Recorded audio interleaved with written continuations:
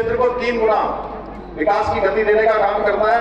हम सभी लोग जानते हैं कि हमारे आदरणीय प्रधानमंत्री मोदी जी के नेतृत्व में आज देश के अंदर सांस्कृतिक विरासत को, उसके संरक्षण की संवर्धन की दिशा में आज तेजी से काम हो रहा है हर क्षेत्र में।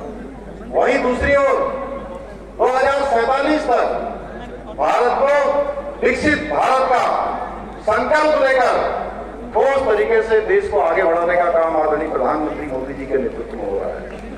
और प्रधानमंत्री जी के मार्गदर्शन में, उनके सहयोग से उत्तराखंड के अंदर भी हम उत्तराखंड को हिंदुस्तान का, देश का श्रेष्ठ राज्य बनाने के लिए, अग्रणी राज्य बनाने के लिए पूर्ण संकल्प होकर निरंतरता से काम कर रहे हैं। आज प्रदेश के अंदर हमने देखिए 2022 में कुछ संकल्प लिए थे, हमने दृष्टिपत्र जनता के सामने पेश किया था। हमने वायदा किया था कि हम गरीब परिवारों को, जो गरीब परिवार हैं, अंत्योदय के कार्ड धारक हैं, उनको हम साल में 3 गैस के सिलेंडर बिना किसी शुल्क के, यानी कि 1 पैसा भी न देना पड़े उनको, 3 सिलेंडर हम भर के देंगे। भाइयों बहनों, मुझे खुशी है कि जो हमने आपके साथ वायदा किया था प्रदेश की जनता के साथ, आज 1,85,000 परिवारों को हम 3 गैस के सिलेंडर साल में रिफिल कर दे रहे हैं, भर कर दे रहे हैं। महिलाओं के लिए हमने 30% क्षैतिज आरक्षण की व्यवस्था की है। मैंने देखा है हमारे राज्य के अंदर महिलाओं को कितना संघर्ष करना पड़ता है, उनका जीवन कितना चुनौतीपूर्ण होता है। मैं भी एक सामान्य परिवार में मैंने जन्म लिया है।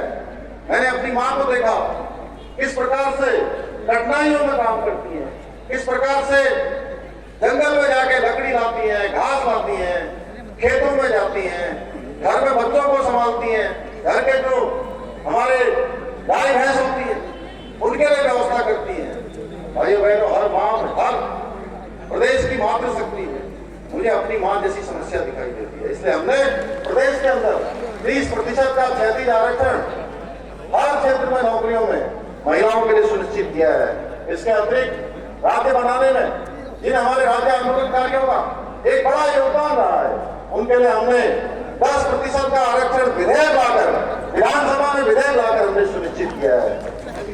वृद्धावस्था पेंशन, पहले परिवार में अगर 2 बुजुर्ग दंपति होते थे तो दोनों को पेंशन नहीं मिलती, पेंशन केवल एक को मिलती थी।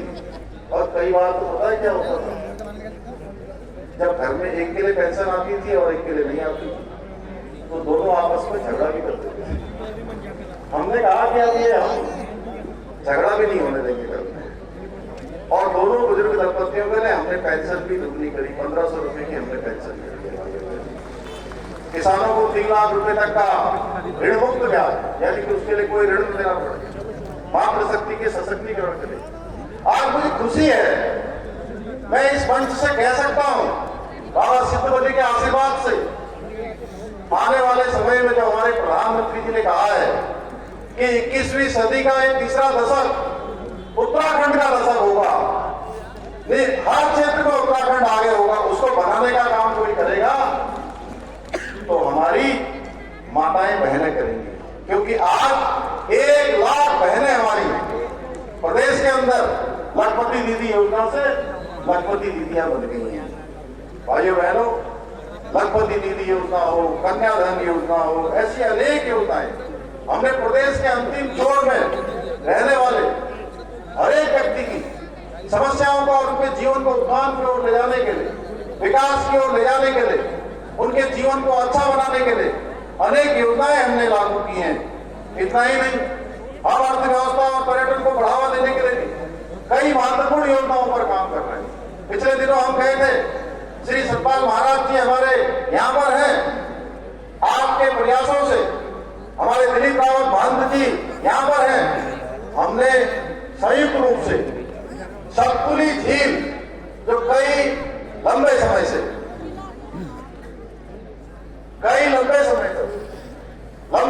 प्रतीक्षा कर रही थी, क्या नाम, न्यार, जो किसी की याद नहीं थी, किसी ने तो नया था उसका नाम, हमने कहा नया नदी अब सबकी याद भी बनेगी, सबके लिए जल भी देगी, सबके लिए जीवन भी देगी, इस क्षेत्र में समृद्धि भी लाएगी। हमने सतपुली झील का शिलान्यास कर दिया भाई। इसके साथ प्रदेश के अंदर हमने एक और द्वार हमारा, यह भी समृद्धि का द्वार बनेगा उत्तराखंड का। ये यहाँ हम कई सारी योजनाओं पर काम कर रहे हैं कि चारधाम जो यात्रा है, उस चारधाम यात्रा का मुख्य फोकस हमारा कोटद्वार बनेगा। मैं हर बैठक में कहता हूँ, हर बैठक में हम इसके लिए प्रयास कर रहे हैं। अभी हमने शीतकालीन यात्रा प्रारंभ करी है और शीतकालीन यात्रा में पूरे वर्ष भर उत्तराखंड राज्य के अंदर यात्रा चलेगी, जिससे कि यात्रा मार्गों पर जो केवल 6 माह तक लोग होटल चलाते हैं, टैक्सी का काम करते हैं, अन्य काम करते हैं, तमाम प्रकार का जिनका व्यापार केवल 6 महीने का होता है, कारोबार केवल 6 महीने का होता है, उनका कारोबार आने वाले समय में पूरे साल भर तक चलेगा। हम ऐसी योजना बना रहे हैं। इसी क्रम में हमने एक जनपद 2 उत्पाद योजना भी हम लाए हैं।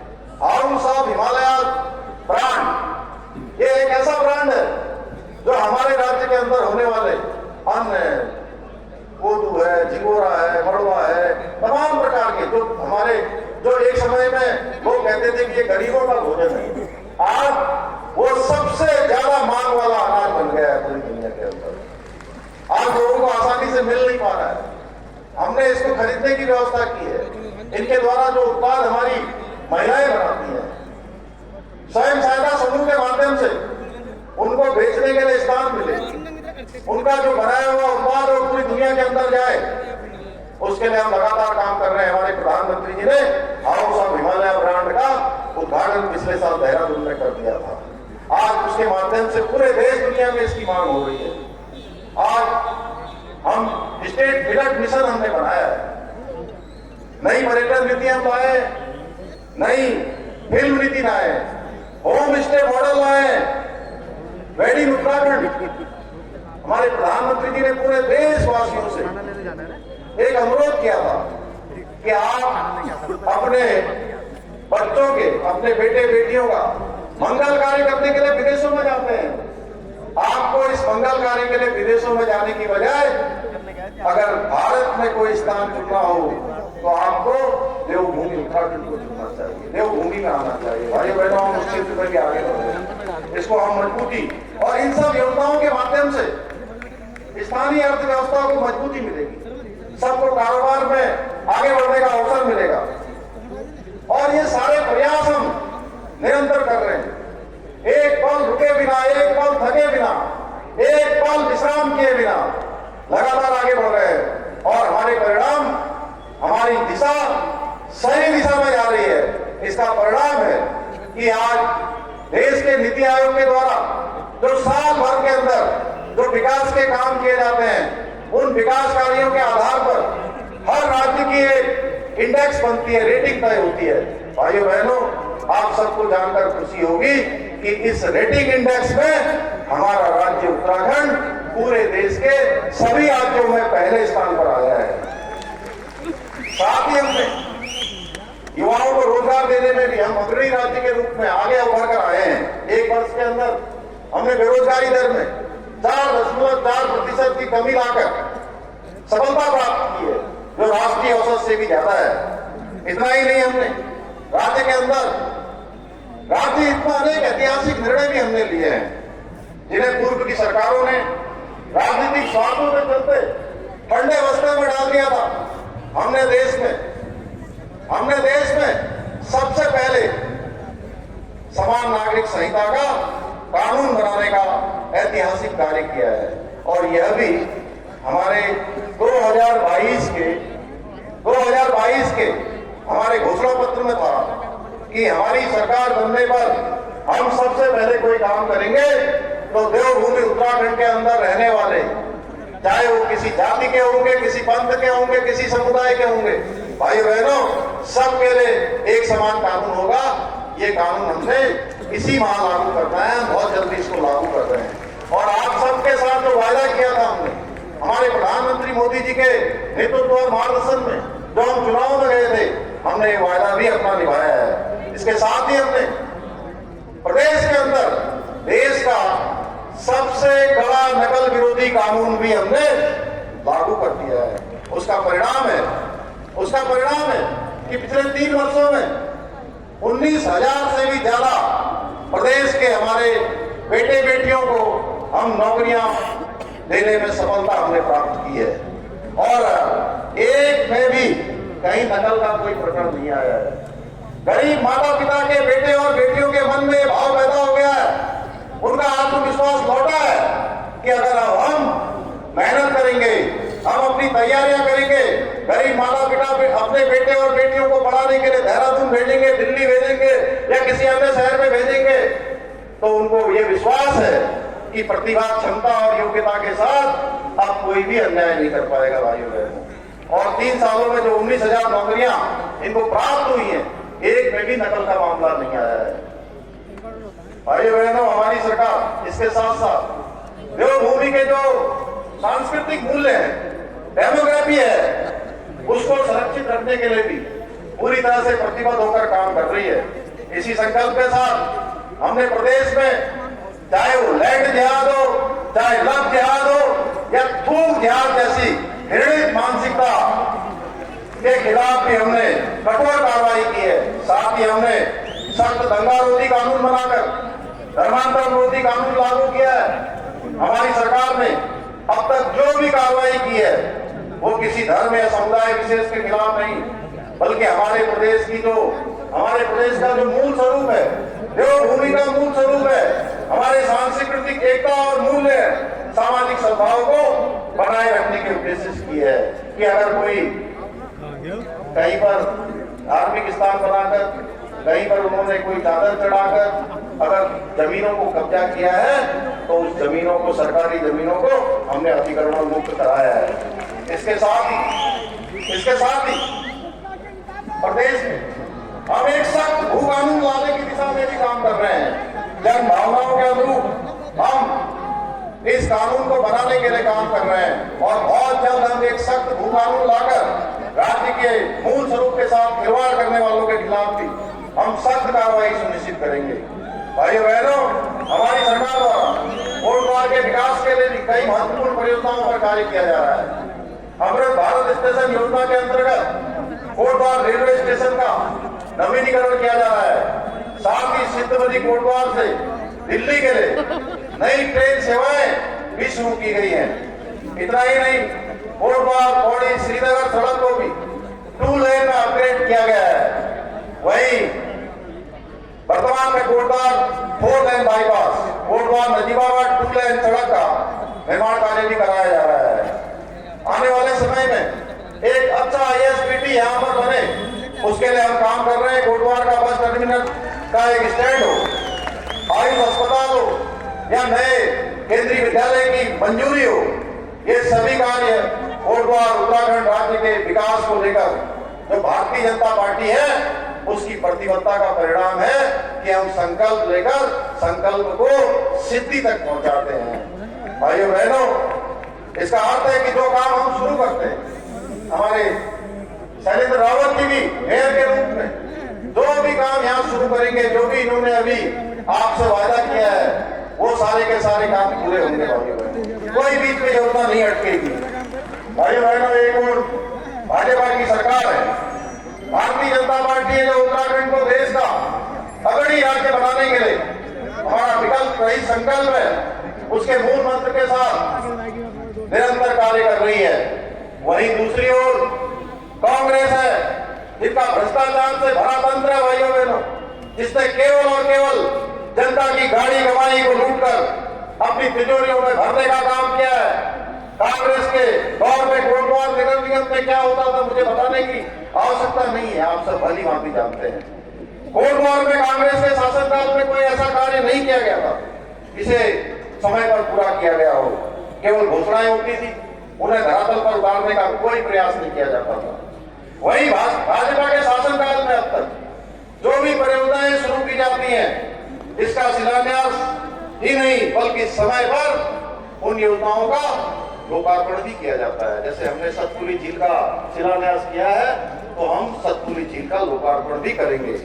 भाइयों बहनों, कांग्रेस को सत्ता की अपने स्वार्थ और व्यक्तिगत लाभ के लिए इनको सत्ता चाहिए। यही कारण है कि कांग्रेस सत्ता हासिल करने के लिए किसी भी हद तक जाने को तैयार रहती है। ये लोग अपने वोट बैंक को खुश करने के चक्कर में सनातन धर्म का अपमान करते और राष्ट्र हितों की तिलांजलि देने में भी कभी पीछे नहीं रहते हैं। अपनी इसी ओछी मानसिकता के कारण, ओछी राजनीति के कारण इन्होंने प्रभु श्री राम के मंदिर का निर्माण का भी विरोध किया। जिस कश्मीर में हमारे देवभूमि उत्तराखंड के लाल अपना बलिदान देते हैं देश को बचाने के लिए, वहां से धारा 378 हटाने का भी इन्होंने विरोध किया। भाइयों बहनों, इन्होंने सीएए का विरोध किया, जो बांग्लादेश, अफगानिस्तान और पाकिस्तान में हिंदू भाई जो दोयम दर्जे का जीवन जी रहे थे, प्रधानमंत्री मोदी जी ने कहा कि उनको भारत में नागरिकता दी जाएगी। इन्होंने इसका भी विरोध किया। ट्रिपल तलाक जैसे सामाजिक सुधारों का भी इन्होंने विरोध किया। और ये वही लोग हैं जब भारत की सेना ने आतंकवादियों के अड्डों को दुश्मन की सीमा के अंदर जाकर नेस्तनाबूद करने का काम किया, भारत की सेना ने सर्जिकल स्ट्राइक किया, तो सर्जिकल स्ट्राइक के भी इन्होंने कहा सेना से की सबूत पेश करिए भाइयों बहनों। और आतंकवादियों को जब फांसी पर चढ़ाया जाता है तो ये आंसू बहाने का काम करते हैं। इसलिए अब निर्णय आपको करना है कि आप किसका साथ देंगे। राष्ट्र हित को सर्वोपरि मानकर कार्य करने वाली एक तरफ भारतीय जनता पार्टी है या उस कांग्रेस का जो केवल और केवल वोट बैंक की राजनीति करती है, केवल और केवल स्वार्थ की राजनीति करती है और देश हित को बार बार तिलांजलि देने का काम करती है। इसलिए मैं आप सबसे अपील करने के लिए आया हूं कि 23 जनवरी को कमल के निशान पर वोट देकर यहां से शैलेंद्र रावत जी को ऐतिहासिक मतों से विजय बनाए। इसके साथ वोट बांट के मेंबरों को भी यहां से भारी मत देकर विजय बनाए और ट्रिपल इंजन की सरकार बनाने में अपना योगदान दें। भाइयों बहनों, ये अभी शैलेंद्र रावत जी कह रहे थे कि हमारी सरकार ने ये फैसला किया है कि जो कर नहीं लगेगा, तो मैं आपसे कहना चाहता हूं आगामी वर्षों में ये कर नहीं लगेगा। अभी तो चुनाव चल रहा है, इसलिए मैं उसकी घोषणा नहीं कर सकता, लेकिन जो भी यहाँ नगर निगम के लिए जरूरी होगा, कोटद्वार क्षेत्र को आगे बढ़ाने के लिए जरूरी होगा, यहाँ पर विकास के कामों में कहीं कोई कमी नहीं आने दी जाएगी। मैं आप सबसे इतना निवेदन करता हुआ कि आप ट्रिपल इंजन की सरकार बनाइए, विकास की गारंटी अपने साथ साथ लीजिए। आप सबका बहुत बहुत धन्यवाद। बहुत बहुत धन्यवाद माननीय मुख्यमंत्री। हम आभारी हैं अपने पूज्य महाराज सतपाल महाराज जी का। हम आभारी हैं श्री महेंद्र दलीप जी विधायक लहसुन जी का। क्या मैं आपको पूछे, मैं समापन के लिए अपने नगर अध्यक्ष संजय सावंत जी से निवेदन करता हूँ इस सभा का समापन करने के बाद।